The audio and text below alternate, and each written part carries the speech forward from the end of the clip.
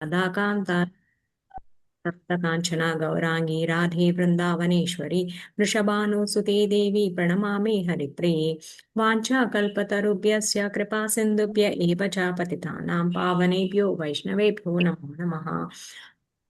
अनंतकोटि वैष्णव की जय, अनंतकोटि आचार्य की जय।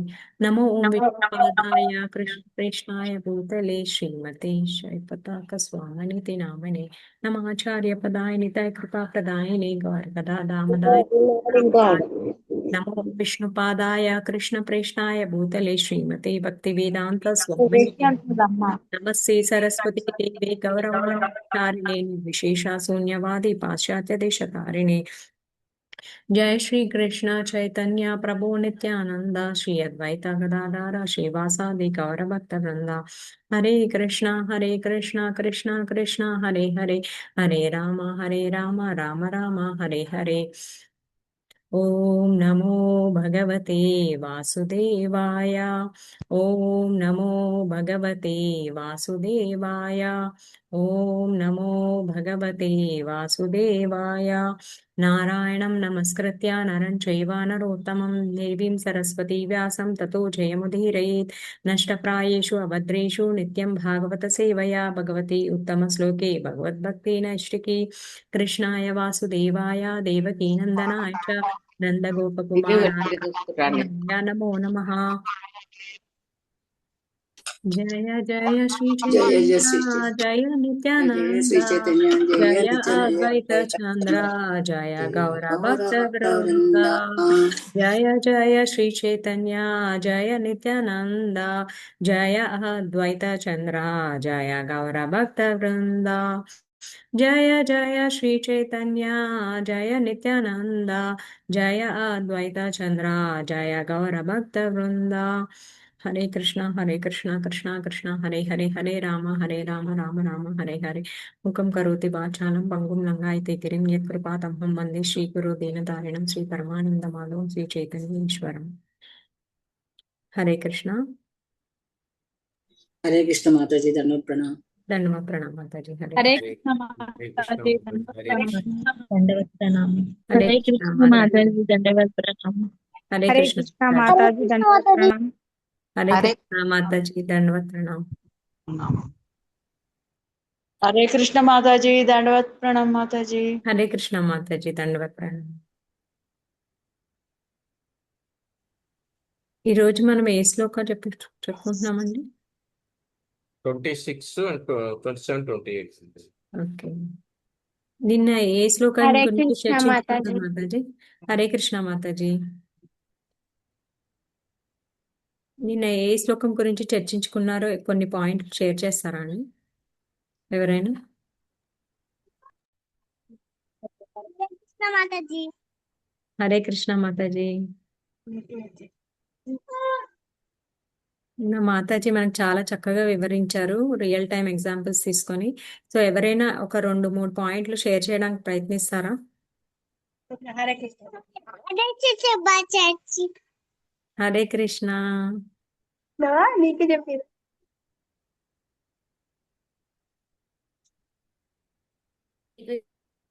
మాతాజీ నిన్న ఏం చెప్పారంటే ఆ ఆ ఎస్ మాతాజీ, ప్లీజ్ షేర్. మనకి ఆసక్తి ఉండదు. హలో, మనం ఓపికగా హరే ఇప్పుడు కృష్ణ మనం మాతాజీ. కూడా వినాలి, ఓపికగా చెప్తేనే కదా వచ్చినాము. హరే కృష్ణ మాతాజీ. హరే కృష్ణ మాతాజీ, దయచేసి అందరూ మ్యూట్ లో ఉండండి ప్లీజ్. మీరు షేర్ చేయండి మాతాజీ. ఎస్. నిన్న మాతాజీ ఏం చెప్పారంటే క్లాస్ లో ఆ ఆ, అర్జునుడు యుద్ధం చేసేటప్పుడు ఆ ఆ, ఆ, కృష్ణ కృష్ణ కృష్ణుడిని అందరి అందరు లైక్ యుద్ధ భూమిలోని తీసుకెళ్ళమంటారు రథంతో. సో అప్పుడు అర్జునుడు సారీ కృష్ణ తీసుకెళ్తారు మాతాజీ. ఓకే. సో సో అది చూసి అర్జునుడు లైక్ ఎట్లా కొంచెం భయం భయం పడతారు. ఓకే. ఓకే, వాళ్ళ చుట్టాలని చూసి అంత భయపడతారు. చుట్టాన్ని చూసి భయపడతారు. సో మ్మ్. మాతాజీ ఒక ఎగ్జాంపుల్ కూడా చెప్పారు. లైక్ మంచి ఎగ్జాంపుల్ చెప్పారు. ఎస్ మాతాజీ, షేర్ చేయండి. ఆ, ఇప్పుడు మనం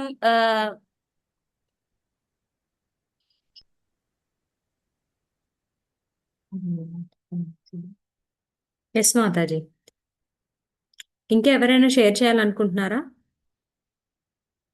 మాతాజీ ఎగ్జాంపుల్స్ చెప్పాలనుకుంటున్నారు, సో ఎవరైనా ఎగ్జాంపుల్స్ చెప్తారా? ఓకే, ఎస్ ప్రభావతి మాతాజీ చెప్పండి. హరే కృష్ణ మాతాజీ, దండవత్ ప్రణామ్ మాతాజీ. హరే కృష్ణ మాతాజీ, ధన్యవాద్ ప్రణామ్.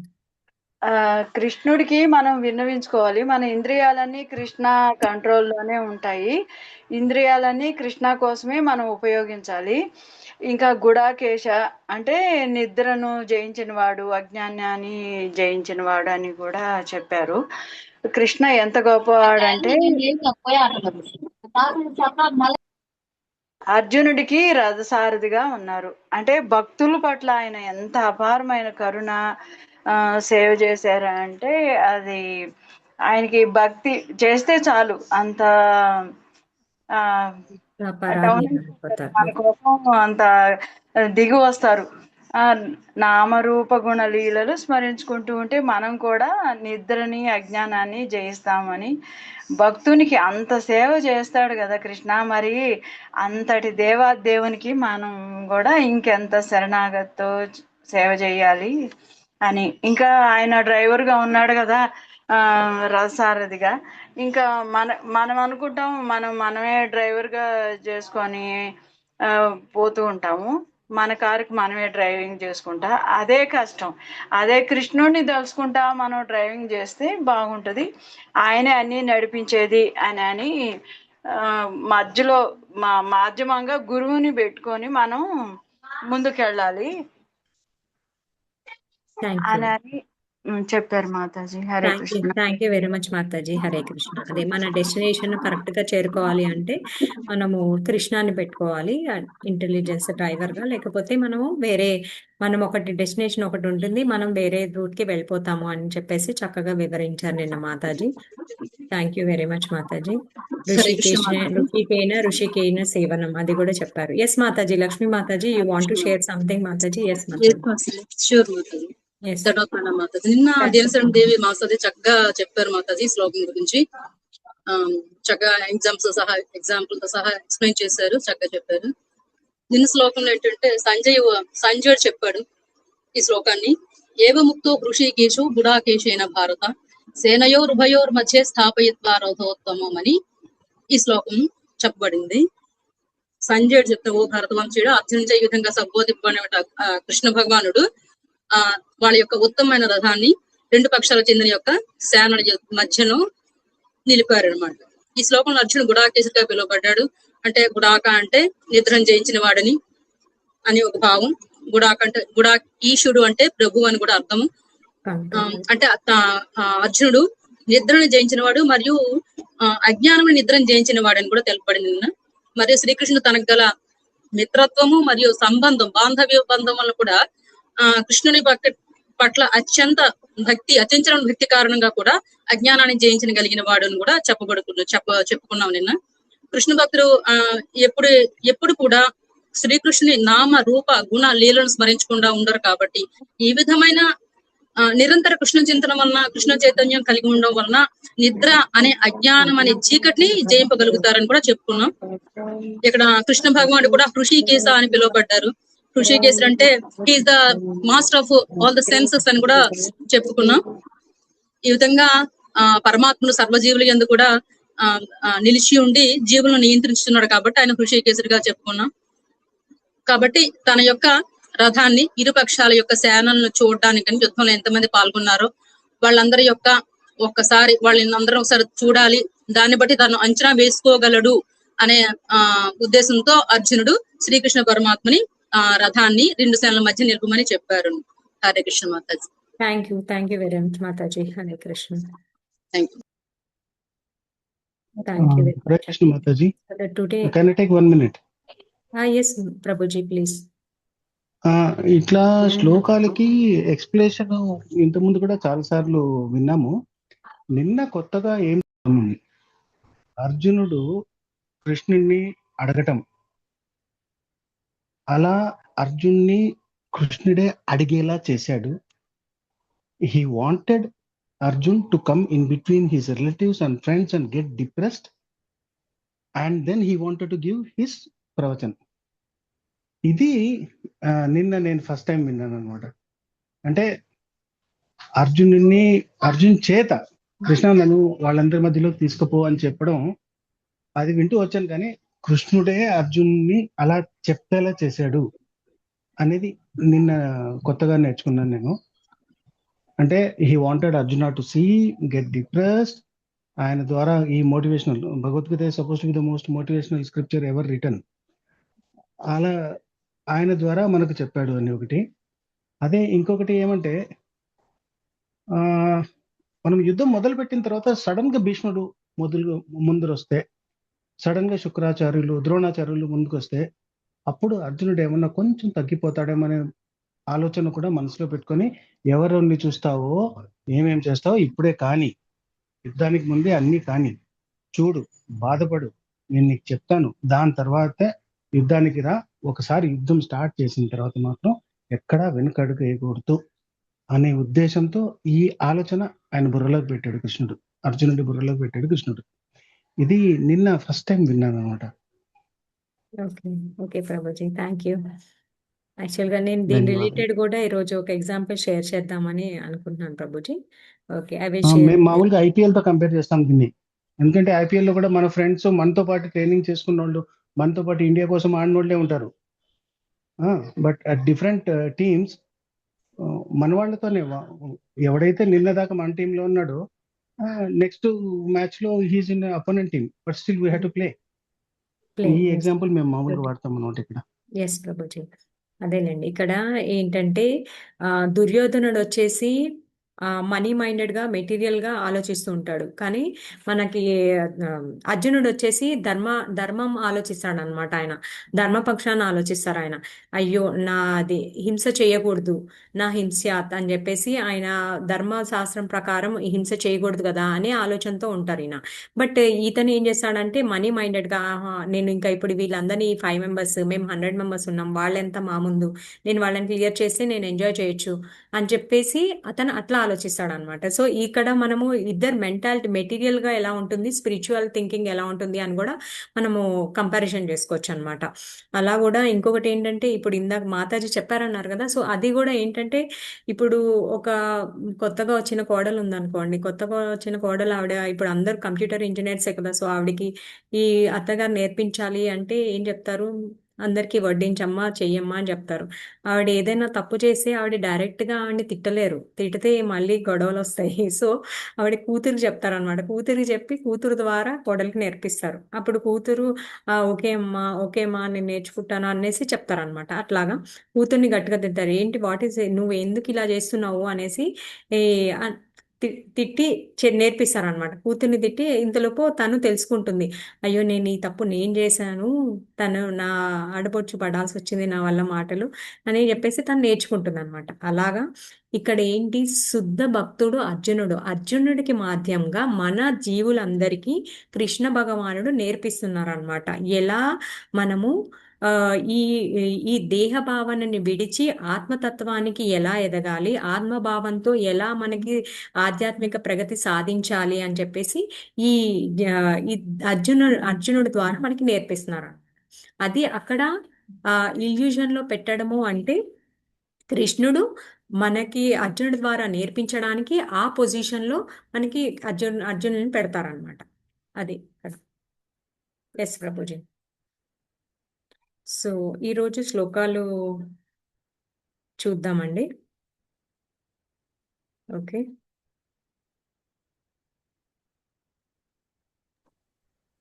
సో 26 శ్లోకాస్. తత్ర పశ్యసి తాన్ పార్థ పితృ తత్ర పశ్యాత్సి తాన్ పార్థ పితॄన్ పితామహాన్ ఆచార్యాన్ మాతులాన్ భ్రాతॄన్ పుత్రాన్ పౌత్రాన్ సఖీన్ తథా స్వసూరాన్ సుహృదః చ ఏవ సేనయో ఉభయోః అపి. ఎవరైనా చదువుతారా అండి? హ్యాండ్స్ రైజ్ చేస్తున్నాయి చదువుతాను మాతాజీ. మాతాజీ. నేను పిలువనా మాతాజీ? హరే నేను కృష్ణ. చదవనండి, చదవనండి. ఒక్క నిమిషం మాతాజీ ప్రభుజీస్. హరే కృష్ణ. హ్యాండ్స్ రైజ్ చేస్తున్నాయి, నేను పిలుస్తాను మాతాజీ ప్రభుజీస్. నాగమణి మాతాజీ మీరు చదవండి శ్లోక.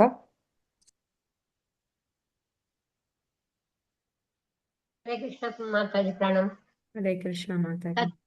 తత్ర పశ్యస్థితాన్ పార్థాః పితॄనత పితామహాన్ ఆచార్యాన్ మాతులాన్ భ్రాతॄన్ పుత్రాన్ పౌత్రాన్ సఖీంస్తథా శ్వశురాన్ సుహృదశ్చైవ సేనయోరుభయోరపి.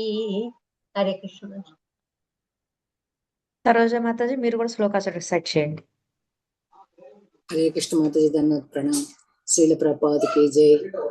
తత్ర పశ్య స్థితాన్ పార్థః పితॄనత పితామహాన్ ఆచార్యాన్ మాతులాన్ భ్రాతॄన్ పుత్రాన్ పౌత్రాన్ సఖీంస్తథా శ్వశురాన్ సుహృదశ్చైవ సేనయోరుభయోరపి. హరే కృష్ణ మాతాజీ ధన్యవాద ప్రణామ్ మాతాజీ. హరే కృష్ణ లక్ష్మీ మాతాజీ మీరు కూడా శ్లోక రిసైట్ చేస్తారా? హరే కృష్ణ మాతాజీ ప్రణామ్. చేస్తాను మాతాజీ. తత్ర పశ్యత్ స్థితాన్ పార్థః పితॄనథ పితామహాన్ ఆచార్యాన్ మాతులాన్ భ్రాతॄన్ పుత్రాన్ పౌత్రాన్ సఖీంస్తథా శ్వశురాన్ సుహృదశ్చైవ సేనయోరుభయోరపి. హరే కృష్ణ మాతాజీ అనువాదం భాష్యం కూడా చదివించమంటారా? ఎస్ మాతాజీ. కళ్యాణి మాతాజీ మీరు అనువాదం చదవండి. హరే కృష్ణ. హరే కృష్ణ. ఇరుపక్షపు సేనల నడుమ నిలిచిన అర్జునుడు అతడు తండ్రులను, తాతలను, గురువులను, మేనమామలను, సోదరులను, పుత్రులను, మనుమలను, మిత్రులను, మామలను, హితులను గాంచెను. భాష్యం కూడా చదవరండి, ఇంకెవరన్నా చదువు. ఒకరు చదువుతారు మాతాజీ. Thank you. హరే కృష్ణ. దీపిక మాతాజీ మీరు చదవండి భాష్యము. హరే కృష్ణ మాతాజీ. భాష్యము. యుద్ధరంగమునందు అర్జునుడు వివిధ రకములైన బంధువులను చూచెను. అతడు తన తండ్రికి సమకాలికులైన భూరిశ్రవుని వంటి వారిని, భీష్ముడు మరియు సోమదత్తుల వంటి తాతలను, ద్రోణాచార్య, కృపాచార్యుల వంటి గురువులను, శల్యుడు శకుని వంటి మేనమామలను, దుర్యోధను వంటి సోదరులను, లక్ష్మణుని వంటి పుత్రులను, అశ్వత్థామ వంటి మిత్రులను, కృతవర్మ వంటి శ్రేయోభిలాషులను అతడు చూచెను. అంతేకాకుండా అతడు పలువురు మిత్రులతో కూడిన సేనలను కూడా చూడగలిగెను. హరే కృష్ణ మాతాజీ. హరే కృష్ణ మాతాజీ. Thank you. సో మిగతా వాళ్ళకి నెక్స్ట్ ఇంకా ఉన్నాయి శ్లోకాలు ఇవాళ క్లాస్ లోనే. కొంచెం హ్యాండ్స్ అలాగే రైస్ చేసి ఉంచండి మాతాజీ, అప్పుడు పిలుస్తాం. మాతాజీ ప్లీజ్ కంటిన్యూ. పద్మావతి మాతాజీ. హరే కృష్ణ.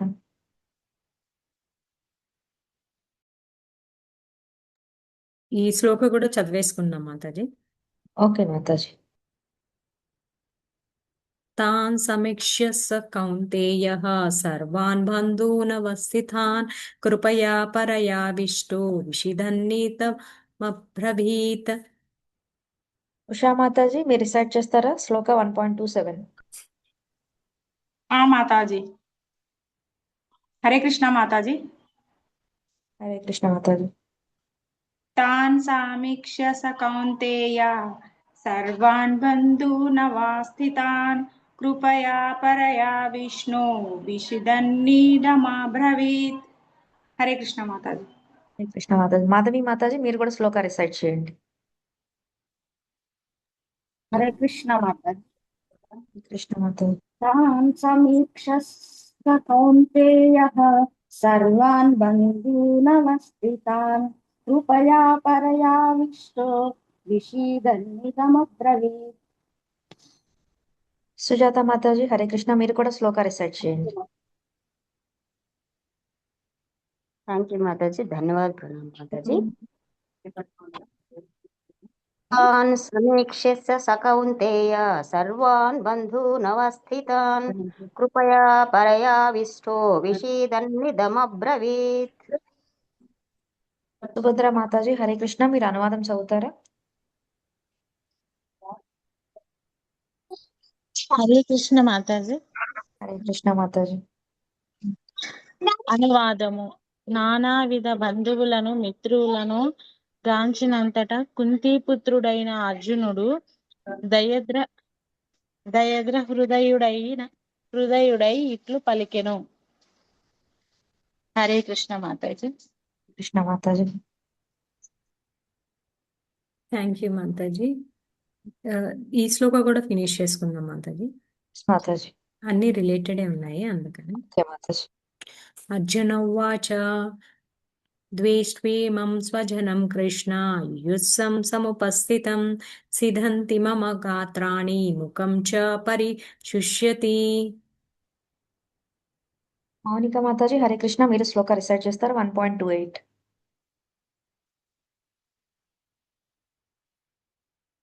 కృష్ణ మాతాజీ. కృష్ణ అర్జున మాతాజీ. ద్వశ్వేమం స్వజనం కృష్ణయుత్సం సముపస్థితం స్థితంతి మమ గాత్రాణి ముఖం చ పరిశుష్యతి. సిద్ధంతి మాతాజీ, ఇది సిద్ధంతి మమ గాత్రాన్ని ముఖం చ పరిశుష్యతి. కరెక్టే చదివారు మాతాజీ, ఇది ఒక వర్డ్ అంతే. ఓకే. సిద్ధంతి మమ గాత్రాణి ముఖం చ పరిశుష్యతి. జై శ్రీ మాతాజీ. జై శ్రీ మాతాజీ హరే కృష్ణ. హరే కృష్ణ మాతాజీ. ధనార్జనం. ప్రణాం. శ్లోక రిసైట్ చేయండి మాతాజీ. అర్జున ఉవాచ వసస్తం స్వజనం కృష్ణం యుయుత్సం సమపస్థితం సిదంతి మమ గాత్రాణి ముఖం చ పరిశుష్యతి. హరే కృష్ణ మాతాజీ. హరే కృష్ణ మాతాజీ. గాయత్రి మాతాజీ హరే కృష్ణ, మీరు కూడా 1.28 శ్లోక రిసైట్ చేయండి మాతాజీ. స్టార్టింగ్ లెటర్ కరెక్టే చదివినా మాతాజీ. ద్వస్ప్రేమం అంతే మాతాజీ. ఓకే.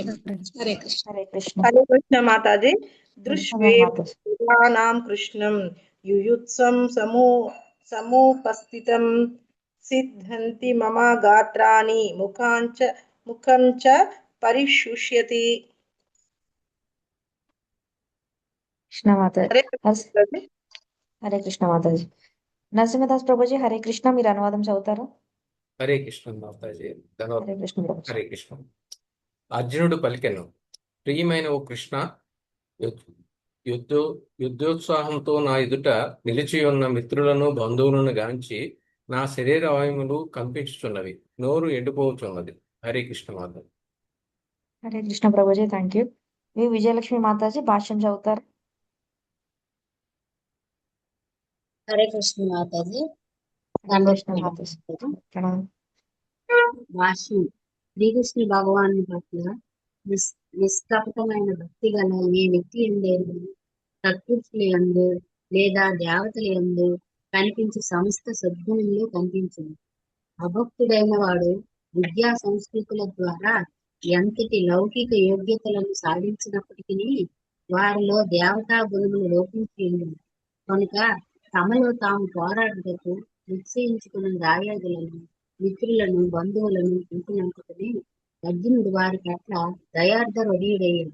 తన పక్షమునందున్నట్టి సైనికులకు సంబంధించినంత వరకు అతడు వారి పట్ల ఆరంభం నుండి సానుభూతిని కలిగి ఉన్నది. అంతేకాకుండా శత్రుపక్షంలోని సైనికుల పట్ల కూడా వారి నిశ్చయమైన మరణంను వీక్షించుతూ జాలిపోయినది.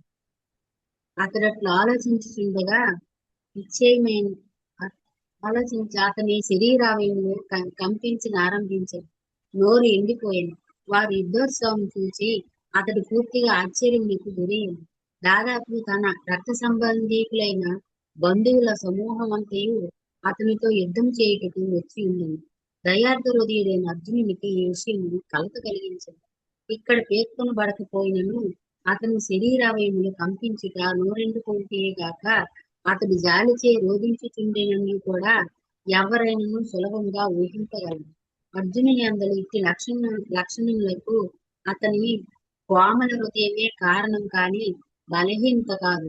అట్టి కోమల హృదయము శుద్ధ భక్తుని ప్రధాన లక్షణం కనుకనే శ్రీమద్ భాగవతం నందు ఈ విధంగా చెప్పబడినది. యస్యాస్తి భక్తిర్భగవతి కించన सर्वैरुनैस्तत्र समासते सुरा हराव भक्तस्य कुतो महद्गुणाः మనోరథేన సతి దావతో బహి. దేవాదిదేవుని యందు అచంచలమైన భక్తి గలవాడు దేవతల సద్గుణములను కలిగి ఉంటుంది. అట్లు కాక భగవాను పట్ల భక్తి లేనివాడు అల్పములైనట్టి లౌకిక గుణములను మాత్రమే కలిగి ఉంటుంది. ఇందుకు అతడు మానసిక స్థితి నందు వర్తించుచు స్పష్టంగా కనవచ్చు. భౌతిక శక్తిచే ఆకర్షింపబడితే కారణం. హరే కృష్ణ మాతాజీ. హరే కృష్ణ మాతాజీ. Thank you very much Mataji.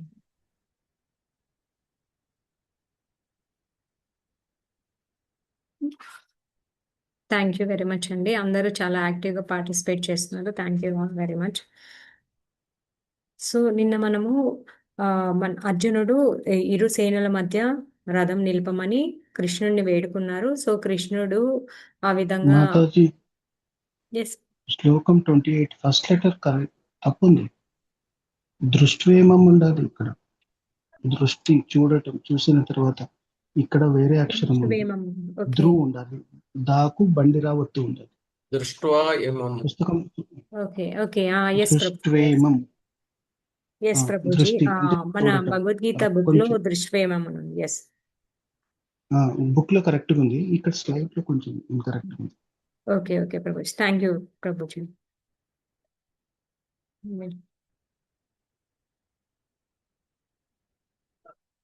Okay Prabhuji. Thank you. So సేనల మధ్య నిలవమని చెప్పారు. సో అక్కడ వాళ్ళ తాతగారిని, వాళ్ళ గురువుల్ని, వాళ్ళ మేనమామల్ని, వాళ్ళ ఇంకా వాళ్ళ అందరూ మా సోదరులు అందరూ 100 సోదరులు ఉన్నారు కదా. సో 100 సోదరుల్ని, మేనమామల్ని అందరినీ చూస్తున్నారు అనమాట. అందరూ అర్జునుడు ఆశ్చర్యపోతున్నాడు అనమాట. వీళ్ళంతా ఉత్సాహంగా ఎలా వచ్చారు అని. కానీ అసలు వాళ్ళకి ఎన్ని బాధలకి గురి చేశారు. లక్షాగృహం నుంచి 13 సంవత్సరాలు, 12 సంవత్సరాలు అరణ్యవాసం, 1 సంవత్సరం అజ్ఞాతవాసం, ఇన్ని కష్టపడినా కానీ, ఇంత పెట్టినా కూడా అతను అవన్నీ పక్కన పెట్టేసి అయ్యో నేను ఇప్పుడు వీళ్ళని చంపాలా అనే ఆలోచనకి వచ్చేసాను అనమాట. అంత అయోమయ స్థితిలోకి వచ్చేసాను అనమాట మన అర్జునుడు. ఎందుకు? ఆయన యొక్క దయా హృదయం, ఆయన యొక్క అంత కోమలంగా ఉందన్నమాట ఆయన హృదయం. అది చెప్తున్నారు అనమాట ఇక్కడ. సో అందరినీ చూస్తున్నారు అనమాట. అతను నా మేనమామలు, నా పుత్రులు, అయ్యో ఇప్పుడు అందరూ వచ్చి నుంచున్నారు, వీళ్ళందరినీ చంపాలి ఎలా? అతని ఒకటే ఆలోచిస్తాను అనమాట.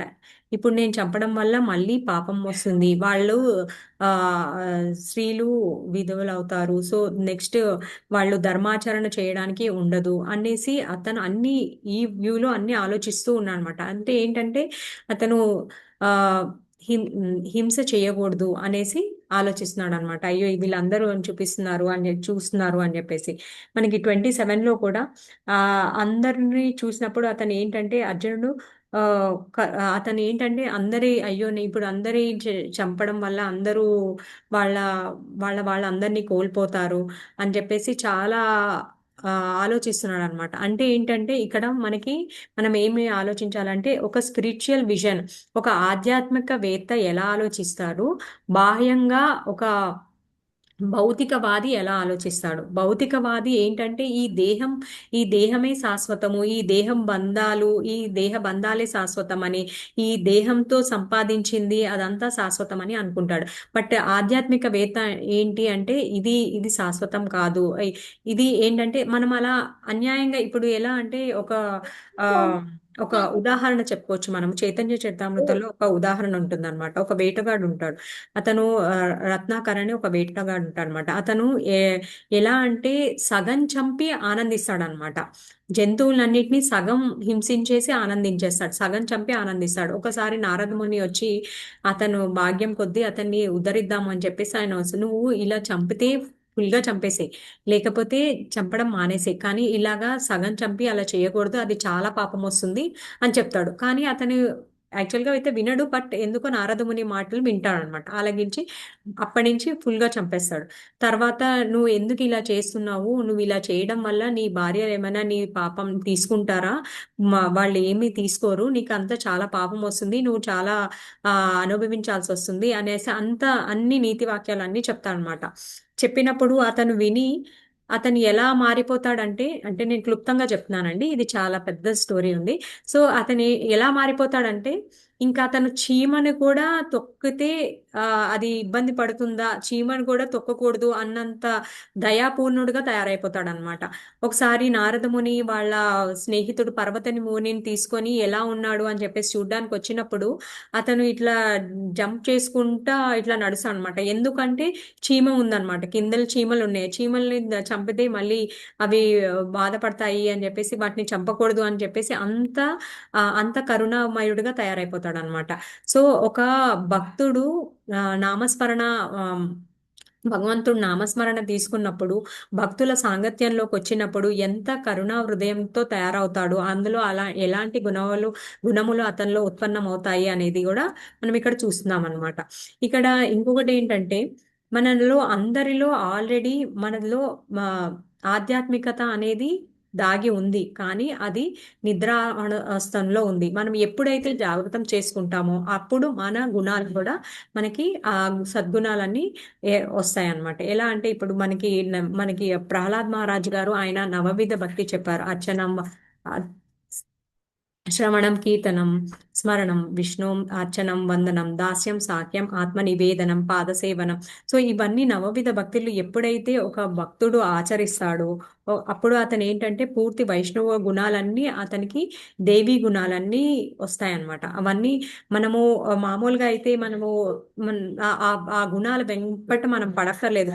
అయ్యో నేను ఈ గుణం నేర్చుకోవాలి, ఈ గుణం నేను అలవర్చుకోవాలి, ఈ గుణం నేను ఎలాగైనా అలవర్చుకోవాలి అనే అవసరం లేదనమాట. ఎప్పుడైతే మనము భక్తి మార్గాన్ని అవలంబిస్తాము, భక్తి మార్గంలోకి వస్తాము, ఆ గుణాలన్నీ మన వెనకాలే వస్తాయి అనమాట. ఆటోమేటిక్గా అవన్నీ వచ్చేస్తాయి అనమాట. ఎప్పుడైతే మనము భక్తి మార్గంలో ఉంటామో ఆ గుణాలన్నీ మనకు వస్తాయి అనమాట. సో ఇక్కడ దయాపూర్ణుడై ఉన్నాడు అనమాట అర్జునుడు. యాక్చువల్గా ఇక్కడ మనము అర్జునుడికి కంపిస్తుంది అంటే అతను చాలా దయగా ఆలోచిస్తామన్నమాట. ఆత్మ లెవెల్లో ఆలోచిస్తున్నాడు, అయ్యో నేను ఇప్పుడు వీళ్ళని చంపేసేయాలా అనేసి ఆలోచిస్తున్నాడు అనమాట. ఇక్కడ అదే మనకి భాగవతంలో ఒక శ్లోకం మాధ్యంగా కూడా చెప్పారనమాట. భాగవతంలో ఒక శ్లోకం ఎలా ఉంటుంది అంటే 5వ స్కందంలో, యస్యాస్తి భక్తిర్భవతి కించన సర్వైర్గుణైస్తత్ర సమాసేతాసురాః హరాభక్తస్య కుతో మహద్గుణాః మనోరథేన సతి ధావతో బహిః. సో ఇక్కడ సద్గుణాలన్నీ ఎవరైతే భక్తి మార్గంలో ఉంటారో వాళ్ళు ఎవరి నుంచి ఆ గౌరవం ఆశించరు, అందరికీ గౌరవం ఇవ్వాలి అనుకుంటారు. సర్వాల శ్రేయస్సు కొరకు వాళ్ళు పనిచేస్తారు. సర్వ జీవుల పైన దయ కలిగి ఉంటారు, చాలా కరుణ రూపంగా ఉంటారు. అవన్నీ చెప్తున్నారు అనమాట. సో ఒక 26 క్వాలిటీస్ ఉన్నాయి అనమాట. మొత్తం 26 లక్షణాలు ఉన్నాయి. ఒక వైష్ణవుడి యొక్క లక్షణాలు ఎలా ఉంటాయి, సో అవన్నీ కూడా మనము భక్తి ఆచరించినప్పుడు ఆ గుణాలన్నీ మనలో వస్తాయి అని చెప్పేసి చెప్తున్నారు అనమాట ఇక్కడ. సో ఇక్కడ ఏంటంటే ఇంకా మనం ఏమేమి నేర్చుకోవచ్చు అంటే, దీని మాధ్యంగా మనకి ఏం చెప్తున్నారంటే ఇక్కడ 28th శ్లోకంలో దృష్ట్వేమం స్వజనం కృష్ణం యుయుత్సం సముత్స్థితం. ఇక్కడ దృష్ట్వేమం స్వజనం అంటే ఇక్కడ బాడీలీ అటాచ్మెంట్, దేహ భావనతో ఇక్కడ ఆలోచిస్తున్నాడు అనమాట అర్జునుడు. అయ్యో నేను ఇప్పుడు వీళ్ళని చంపేస్తే ఎలాగా, వీళ్ళు నా వాళ్లే కదా, వీళ్ళని నేను చంపేస్తే మళ్ళీ ఇదంతా ఇదిగా మారిపోతుంది, నేను ఒకవేళ గెలిచినా సరే నేను ఈ ఆనందాన్ని ఎవరితో పంచుకోగలను అనే భావనతో ఆలోచిస్తాను అనమాట. సో మనకి కూడా మనము కూడా అలా అంటే ఇప్పుడు మనము ఈ దేహ భావనలు ఉండకూడదు, అందరినీ వదిలేసేయాలి అనే ఉద్దేశం కాదు. ఇక్కడ మనకి ప్రభుపాద్ గారు ఏం చెప్తున్నారంటే, మనము అందరము కృష్ణ చైతన్యంలో ఉండాలి, కృష్ణుడిని మధ్యలో పెట్టుకొని మనము అందరము ఆచరించాలి, భక్తిని ఆచరించాలి. అలా అప్పుడు అది మనము నిజంగా మన పిల్లల్ని మనము ఈ జన్మం ఎప్పుడైతే ఏ తల్లిదండ్రులు అయితే పిల్లల్ని ఈ జన్మ మృత్యు జర వ్యాధి నుంచి ఎప్పుడైతే బయట పడేస్తారో అది వాళ్ళు వాళ్ళు సరైన మార్గంలో నడుస్తున్నట్టు అన్నమాట. వాళ్ళు వాళ్ళ శ్రేయస్సు కోరుకుంటున్నట్టు.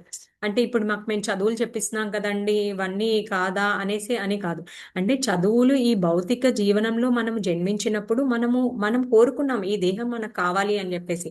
సో మనం ఎప్పుడైతే కృష్ణుడికి బహిర్ముఖులయ్యి మనం ఈ దేహాన్ని కోరుకున్నామో మనం ఇక్కడ ఇక్కడ ఇక్కడ మనం ఇక్కడికి రావడం జరిగింది.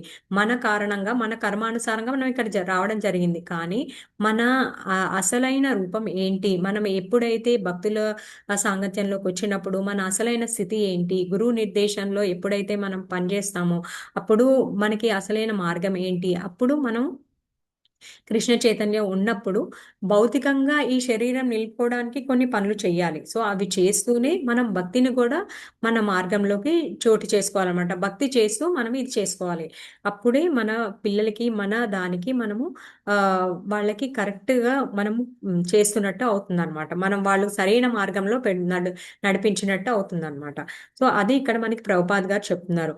వైష్ణవుల యొక్క గుణం ఎలా ఉంటుంది, అభక్తులు ఎలా ఆలోచిస్తారు, అభక్తులు అంటే వైష్ణవులు కాని వాళ్ళు ఎలా ఆలోచిస్తారు, మనం చూసి చెప్పేసేయచ్చు అనమాట. వాళ్ళు ఇప్పుడు అభక్తులు కాకపోయినా సరే వాళ్ళు కుటుంబాన్ని పోషించుకుంటున్నారు, వాళ్ళకి మంచి పేరు ప్రఖ్యాతులు ఉన్నాయి, వాళ్ళకి మంచి ఉద్యోగం స్థితిలో ఉన్నారు, మంచి వెళ్తుంది, అన్నీ ఉన్నాయి, వాళ్ళకి మంచి జ్ఞానం ఉంది. కానీ ఎప్పుడైతే వాళ్ళు భక్తి చెయ్యరో అప్పుడు వాళ్ళకి ఇలాంటి గుణాలు ఏవి రావన్నమాట. ఎప్పుడైతే భక్తి మార్గంలోకి రారో అప్పుడు వాళ్ళు ఏంటంటే అన్ని దేహభావంలోనే ఆలోచిస్తారనమాట.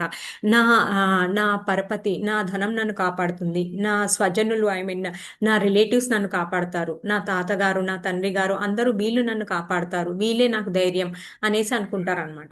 ఎప్పుడైతే ఒక భక్తుల సాంగత్యంలోకి వచ్చి ఆధ్యాత్మిక చింతన అనేది మొదలవుతుందో అప్పుడు వాళ్ళు ఇలా ఆలోచించకుండా ఆత్మ లెవెల్లో ఆలోచిస్తారనమాట. సో నేను ఈ దేహాన్ని కాదు, సో నేను ఇలా ఆలోచించకూడదు అనేసి అప్పుడు ఆలోచిస్తారనమాట. సో అప్పుడు వాళ్ళలో కరుణ అనేది వస్తుంది. ఇప్పుడు మన ప్రభుపాద్ గారు కూడా మన ఈ ఉద్యమంలో అది ఏంటి 4 నియమాలు పెడతారు. 4 నియమాలు ఏంటంటే 4 నియమాలు ఎవరైనా చెప్తారా అండి? అర్చనా మాతాజీ. మాంసభక్షణ, జూదము, వ్యభిచారం. సో మాంస భక్షణ అనేది ఉంది, నో మీట్ ఈటింగ్. అంటే ఎందుకు మాంసభక్షణ చేయకూడదంటే ఏంటండి, మనము దయ కలిగి ఉంటాము అన్నమాట. ఇతర జీవుల్ని హింసించము, ఇతర జీవుల్ని హాని కలిగించకూడదు అనమాట. సో అక్కడ ఎందుకు ప్రభుపాద్ గారు ఈ నియమాలన్నీ పెట్టారు? సో మనము ధర్మ మార్గంలో ఉండాలి, ధర్మాచరణ చేయాలి. సో అప్పుడు అలాంటి గుణాలు మనం అప్పుడు సత్వగుణ స్థితికి వస్తాము. ఎప్పుడైతే 4 నియమాలు పాటించి గురువు ఉపదేశాలు పాటిస్తామో అప్పుడు సత్యం, శౌచం, దయ, తపస్సు అనేవి ఈ 4 నియమాలు ఈ 4టికి సూచిస్తాయన్నమాట. ఏంటంటే సత్యం, దయ, తపస్సు, శౌచం. సో ఎప్పుడైతే ఈ 4 మనం పాటిస్తామో అప్పుడు మనం ధర్మ మార్గంలో నిలుస్తాము. ధర్మ మార్గంలో నిలిచినప్పుడు సత్వగుణంలో ఉన్నప్పుడు మనము భక్తికి అనుకూలంగా తయారవుతాం అనమాట. భక్తికి అనుకూలంగా తయారైనప్పుడు భగవత్ గుణ లీలల గురించి మనం శ్రవణం చేసినప్పుడు, ఎప్పుడైతే శ్రవణం చేస్తామో, ఎప్పుడైతే భక్తియుత సేవలో పాల్గొంటామో అలాంటప్పుడు మనలో ఇలాంటి గుణాలన్నీ ఉద్భవిస్తాయి. అది మనము ప్రయత్నపూర్వకంగా నేను ఈ గుణం నేర్చుకోవాలి అనేసి అవసరం లేదనమాట. ఈ గుణాలన్నీ మనలో ఆటోమేటిక్ గా వస్తాయి అనేసి చెప్తున్నారు అనమాట. ఇప్పుడు ఇక్కడ ఎప్పుడైతే మనకి ఈ గుణాలు రావో, ఎప్పుడైతే భక్తి మార్గంలోకి రామో మనం ఈ మోహంలోనే ఉండిపోతాం అనమాట.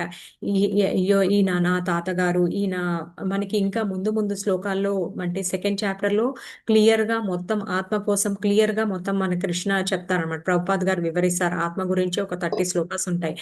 సో ఇక్కడ ప్రస్తుతానికి ఏంటంటే ఆయన మధ్యలో నిలిపారు. ఆయన ఇందాక నేను మీకు ఆల్రెడీ ఎగ్జాంపుల్ చెప్పాను. సో ఎందుకు ఒక జీవులకి ఇక్కడ సర్వ మానవాళికి మనము ఉద్ధరించాలి అనేసి ఎలా ఒక శుద్ధ భక్తుడు వైష్ణవుడు ఎవరు, అర్జునుడు అనమాట. అర్జునుడు మాధ్యంగా మనం చేసుకొని మనము ఇలా దేహ భావనలో మనం ఉండకూడదు. నా తాతలు, నా మామలు, నా మేనమామలు, నా పుత్రులు, నా పౌత్రులు వీళ్ళందరూ ఉన్నారు. సో వీరిని నేను ఎలా వదిలేసి నేను ఎలా నేను ఎలా ఉండాలి, నేను ఆధ్యాత్మికంగా ఎదగాలి అంటే నేను వీళ్ళని ఎట్లా వదిలేసేయాలి అనుకోకూడదు. ఇక్కడ మనం వదలక్కర్లేదు. మనకి ప్రభుపాద్ గారు ఎంత చక్కగా చేశారంటే ఈ భక్తి మార్గం ఎంత సులువుగా అవలంబించవచ్చు అంటే సింపుల్ లివింగ్ హై థింకింగ్ అని చెప్తారు. సింపుల్ గా ఏంటంటే మీరు మీ ఇంట్లోనే ఉండొచ్చు. పొద్దున్నే మనకి ఒక సిస్టమాటిక్ గా తయారు చేశారనమాట ప్రభుపాద్ గారు. ఏంటంటే పొద్దున్నే మంగళారతి అటెండ్ చేయాలి, మంగళారతి తర్వాత నరసింహారతి, తులసి ఆరతి, తర్వాత సంధ్య ఆరతి, ఇవన్నీ మనం ఇంట్లో ఉండే చేసుకోవచ్చు. తర్వాత జపం చేసుకోవడము, ఏదైనా సేవలు మన శిష్య గురువులు మనకి ఏదైనా సేవలు అందిస్తే ఆ సేవలు చేసుకోవడము, మన మన నిత్య కృత్యాలు, మన నిత్య కర్మలు చేసుకుంటూనే ఈ భక్తియుత సేవలో ఉంటూ మనం ఎలా ముందుకి సాగాలి, ఆధ్యాత్మిక పురోగతికి ఎలా ముందుకి ఎదగాలి అనేది మంచి మనకి ఒక గురు పరంపర ఇవ్వడము, మనకి అన్ని ఎలా అంటే అన్ని తెచ్చిపెట్టేశారు అనమాట మన ప్రభుపాద్ గారు. జస్ట్ మనము ఆ ఫ్రూట్ అంతా కూడా పీల్ ఆఫ్ అంటే ఆ తొక్క కూడా తీసి పెట్టేశారు. మనం అది తీసుకొని తినాలి, దాన్ని ఆస్వాదించాలి అనమాట. సో అలా ప్రభుపాద్ గారు ఇదన్నీ ఏర్పాట్లు చేశారనమాట. ఇక్కడ మనం ఏంటి అంటే మనం ఆ కృష్ణ చైతన్య ఉద్యమంలో చేరి మనము మనలో ఉన్న నిద్రాణంలో ఉన్నది జాగృతం చేసుకోవాలి. సో అది అప్పుడు ఈ మోహము అనేది దేహ భావన, ఈ మోహం అనేది తగ్గుతుంది. సో ఇట్లా అర్జునుడి మాధ్యంగా, అర్జునుడు ఎవరండి? ఆయన వీరుడు. ఆయనకి పాశుపతాస్త్రం, శివుడు ద్వారా పాశుపతాస్త్రం పొందారు. ఆ ఇంద్రుడి ద్వారా, దేవతల ద్వారా, చాలా అందరు ఇతర దేవతల ద్వారా ఆయనకి అన్ని ఆయుధాలు, అన్ని విద్యలు, ద్రోణాచార్యుల వాళ్ళ ద్వారా అన్ని విద్యలు, ద్రోణాచార్యులకి ఆయన ఆ అదేంటి ఆయన ఆశీస్సులు కూడా తీసుకుంటారు. ముందుగా ఆయనతో యుద్ధం చేసే ముందు ఆయన పాదాల దగ్గర బాణం వేసి ఆయన ఆశీస్సులు తీసుకుంటారు. ప్రణామాలు గురువు గారు, ఇది నా కర్తవ్యంగా నేను చేస్తున్నాను, నన్ను క్షమించండి అని చెప్పేసి. నేను ఆయన కూడా ఆయన కూడా దేహభావన అట్లా ఏం ఆలోచించకుండా చక్కగా ఆశీస్సులు అందిస్తారనమాట. సో ఇక్కడ మనం ఏం చూడాలి అంటే ధర్మ మార్గంలో ఉండడము. మెయిన్ గా మనం ధర్మ మార్గంలో ఉండాలి. ఈ భౌతిక భావన అనేది మనము విడిచిపెట్టాలి అనేది మనం ఇక్కడ నేర్చుకుంటున్నాం అనమాట. దేహ బంధుత్వాలు ప్రతి ఒక్కళ్ళకి ఇక్కడ మన అందరికీ కూడా అందరూ ఉన్నారు. అందరికీ రిలేషన్స్, ప్రేమ అన్నీ ఉంటాయి, స్నేహితులు అందరూ ఉంటారు. సో ఈ దేహ భావన నుంచి మనం ఎలా ఉండాలి, ఎలా ఉంటే మనము భక్తిలో ముందుకు వెళ్ళగలుగుతాము, సో మనము ఎవరితో ఉండాలి అనేది అన్ని ఇక్కడ మనం ఈ శ్లోకాల్లో నేర్చుకుంటాం అనమాట. ఇవన్నీ మనం తెలుసుకుంటాం. నిగూఢంగా దాగున్న ఈ విషయాలు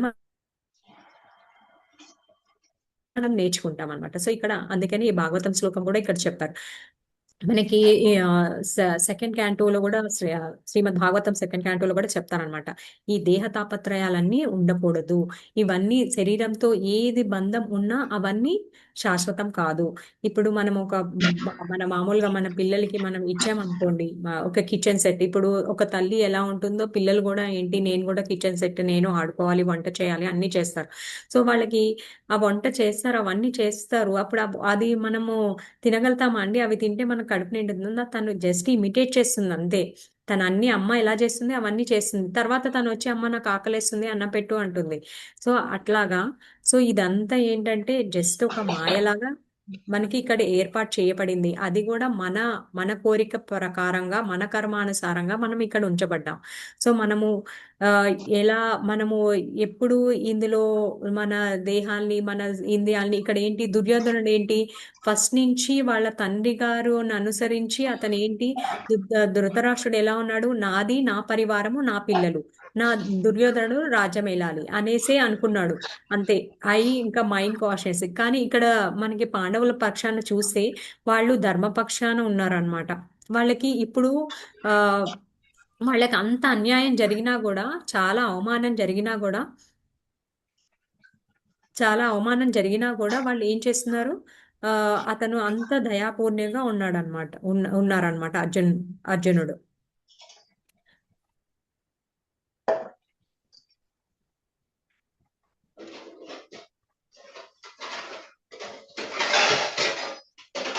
దయచేసి అందరూ మ్యూట్ లో ఉండండి. Thank you.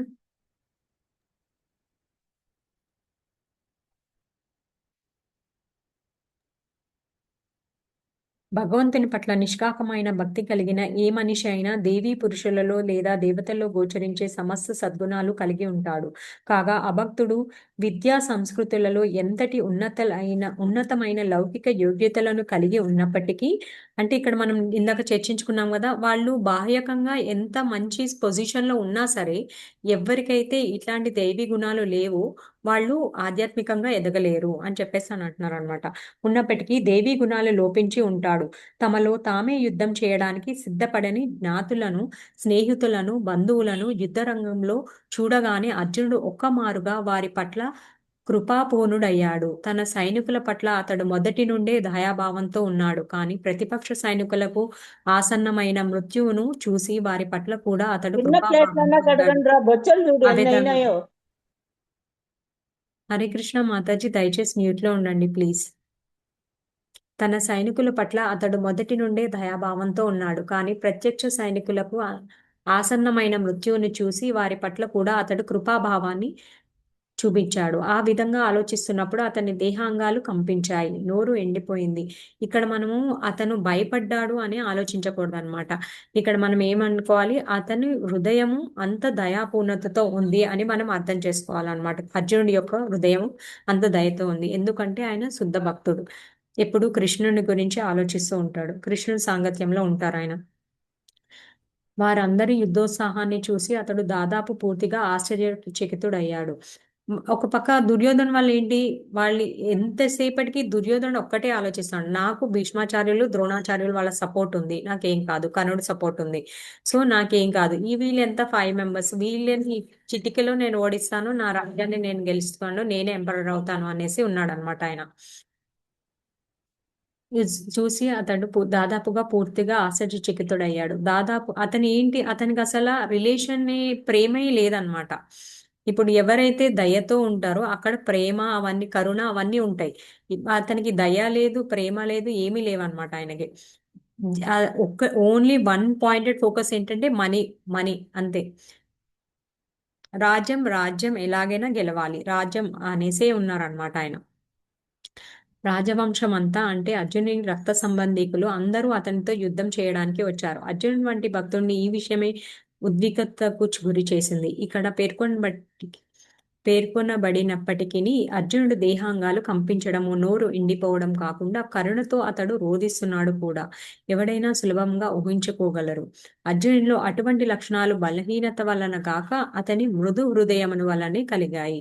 అట్టి మెత్తని హృదయము విశుద్ధ భగవద్భక్తుల లక్షణము. అందుకే భాగవతంలో ఈ విధంగా చెప్పబడింది, భగవంతుని ఏడ్డ అకుంఠితమైన భక్తి కలిగిన వాడు దేవతల సకల శుభలక్షణాలు కలిగి ఉంటాడు. కానీ అభక్తుడు విలువలేనట్టి లౌకిక యోగ్యతలు మాత్రమే కలిగి ఉంటాడు. ఎందుకంటే వాడు మానసిక స్థాయిలో సంచరిస్తూ మిరుముట్లు గొలిపే భౌతిక శక్తిచే ఆకర్షితుడు కావడం సునిశ్చితం. మనకి నిన్న కూడా మనకి మాతాజీ చక్కగా ఎక్స్ప్లెయిన్ చేశారు. మనము భౌతిక ఆకర్షణలకి లోబడి ఇది ఇప్పుడు నేను మంచి ఇన్సూరెన్స్ పాలసీ క్రియేట్ చేసుకున్నాను, సో నాకేం కాదు అనేసి అనుకుంటాం. కానీ అది టైం వచ్చినప్పుడు ఎలా జరగాల్సిందో అలాగే జరుగుతుంది అనమాట. సో అలా కాకుండా మనము ఈ ఆధ్యాత్మిక వైపు కూడా మనము ఎదగాలి, ఆధ్యాత్మిక దృష్టికోణంలో ఉండాలి అని చెప్పేసి చెప్తున్నాను అనమాట. మనకి భగవద్గీతలో కూడా వైష్ణవుల యొక్క లక్షణాలు ఎలా ఉంటాయి అంటే పరదుఃఖి దుఃఖి, పరసుఖి సుఖి. ఇతరులు ఆయన బాధపడితే ఆయన చూడలేరు అనమాట. అసలు మామూలుగా మాటలతోని దుర్భాషలే ఆడలేరు అనమాట కఠినంగా. ఇంకా అలాంటప్పుడు యుద్ధం ఎలా చేస్తారో అలా చేయలేరు అనమాట. సో ప్రభుపాద్ గారు అంత కరుణామయులు కాబట్టి మనము ఇప్పుడు ఇలాగా ఆయన కేవలం ఆయన కృప, ఆయన కరుణ ద్వారా ఆయన 70 సంవత్సరాల వయసులో ఎవరైనా ప్రశాంతంగా ఉండాలి, ఆయన చక్కగా ప్రశాంతంగా బృందావనంలో ఆయన భజన, ఆయన కీర్తన, ఆయన భక్తి ఆయన చేసుకుంటున్నారు. కానీ కేవలం ఆయన గురువు గారి యొక్క ఆదేశన ప్రకారం పరిపాలించడానికి, ఆయన మనల్నందరినీ ఉద్ధరించడానికి, కేవలం మనల్ందరినీ ఉద్ధరించడానికి 70 సంవత్సరాలు పైగా పడినా కూడా ఆయన జలదూత ఏంటి, ఒక షిప్ అన్నమాట. అదేంటి, కార్గో షిప్ లో 37 days జర్నీ అది. 37 days ఆయనకి 2 సార్లు హార్ట్ అటాక్ వచ్చింది. ఆ తర్వాత ఆయన ఒకటే గురి అన్నమాట, కృష్ణ నేను నీ శరణాగతుణ్ణి, నాకు ఎటువంటి అర్హత లేదు, కానీ నువ్వు ఎలా చెప్తే నా గురు గారి ఆదేశం ప్రకారం నేను ఇక్కడికి వచ్చాను. నేను కృష్ణ చైతన్యాన్ని అందరికీ అందించడానికి గురువుగారి ఆదేశం ప్రకారం నేను ఇక్కడ వచ్చాను. నాకు ఎటువంటి అర్హత లేదు, నాకు నువ్వే రక్షించాలి, నువ్వే నడిపించాలి అని చెప్పేసి ఒక శుద్ధ హృదయంతో, ఏ కపటము లేకుండా హృదయంతో ప్రార్థన చేసి ఆయన శరణాగతుడు అయ్యడం వల్ల ఆయన ఒక ఎలా అంటే మొత్తం ఒక 1 year 2 years లోనే అన్ని ఆయన 108 టెంపుల్స్ బిల్డ్ చేసి, అక్కడికి వచ్చిన తర్వాత కూడా ఆయన టైప్ రైటర్ దొంగలించడము, అందరినీ ఆయనని చంపడానికి ప్రయత్నాలు జరిగాయి. ఆయన చాలా భరించారు మన కోసం, కేవలం మన కోసము, మనకి కృష్ణ చైతన్యాన్ని అందించడానికి ఆయన చాలా భరించారు అనమాట. చాలా భీతి చెందారు. ఆయన ఆరోగ్య పరిస్థితులు కానీ ఏవి ఆయనకి సహకరించలేదు. అయినా సరే కేవలం గురువుగారి ఆదేశాలను పాటించడానికి, మన కోసం, మనకి చైతన్యాన్ని అందించడం కోసం అన్ని భరించారనమాట. సో ఆయన అంతా కరుణాపూర్ణుడు అయ్యారు కాబట్టి మనము ఈ రోజు ఇక్కడ సులభంగా మనము ఇలా నేర్చుకోగలుగుతున్నాం అనమాట. మన గురు మహారాజ్ గారు కూడా, ఆయన కూడా జయపతాక స్వామి గురు మహారాజ్ గారు ఆయన ఈ ఆన్లైన్ ప్రీచింగ్ అనేది స్టార్ట్ చేశారనమాట ఫస్ట్. సో ఆయన దయ వల్ల, ఆయన భక్తులు అలా గురు పరంపర అది మొత్తం ఫాలో అవుతూ, ఆయన అడుగుజాడల్లో నడుస్తూ, ఆయన దయ వల్ల, శుద్ధ వైష్ణవుల కరుణ ద్వారానే మనం ఇలాగా ఇప్పుడు భక్తి మార్గంలో నడవగలుగుతున్నాం అనమాట ఇంత సులువుగా. ఇప్పుడు మామూలుగా మనకి భగవద్గీతలోనే ముందు వస్తుంది కదండి 6th chapter లో హఠయోగ అని, యోగ ధ్యాన యోగ అవన్నీ ఆసన అవన్నీ మనం అవన్నీ చేయలేము. మనకి ఇప్పుడు యాక్చువల్గా ఒక 1 hour, ఒక ½ an hour మనం స్ట్రైట్ గా ఇట్లా నిల్చొని మనం కూర్చోలేము. ఇంకా ధ్యానాలు ఆసనాలు మన వల్ల కాదు కదా. సో ఇంకా అవన్నీ చేయలేము అనమాట. ప్రభుపాద్ గారి దయ వల్ల మనము జపం చేసుకుంటూ సులువుగా ఆ భగవద్ గుణాలు మనం తెచ్చుకుంటూ, భగవద్గీత, భాగవతము, చైతన్య చరితామృత అవన్నీ పారాయణ చేస్తూ, భక్తుల సాంగత్యంలో ఉంటూ, ప్రసాదం తీసుకుంటూ, సో మనం ఇలాగా చేయగలుగుతున్నాం.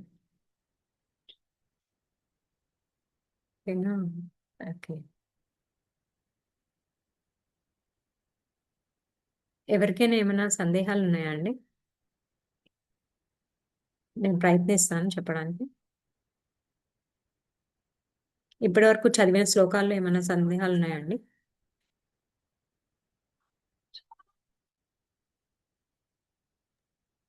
ఏమి లేవు మాతాజీ, అంతా క్లియర్ గా ఉంది. Thank you Prabhuji. Hare Krishna.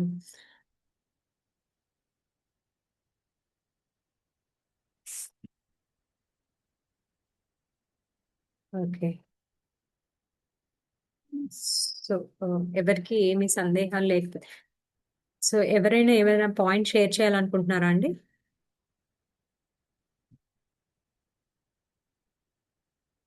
Hare Krishna.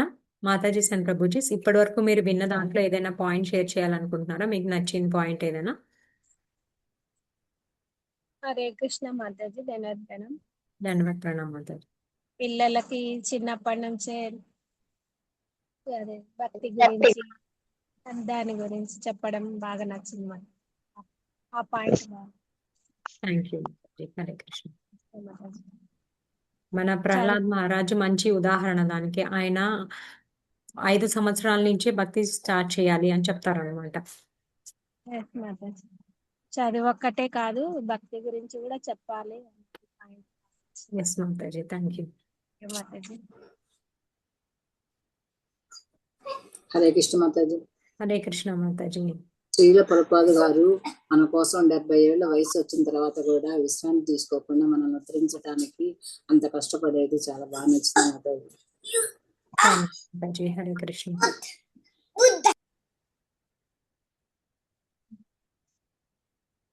Okay, thank you all very much అండి జాయిన్ అయినందుకు.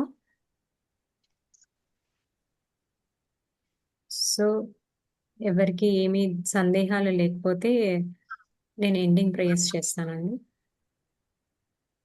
Thank you all very much for joining. Hare Krishna. కల్పతరుభ్యస్య కృపా సింధుభ్య ఏవ చ పతితానాం పావనేభ్యో వైష్ణవేభ్యో నమో నమః. అనంతకోటి వైష్ణవ వృందికి జై, అనంతకోటి ఆచార్య బృందికి జై. నా ఉదాహరణ వల్ల కానీ నేను ఎవరైనా మనసు నొప్పించి ఉంటే నన్ను క్షమించండి.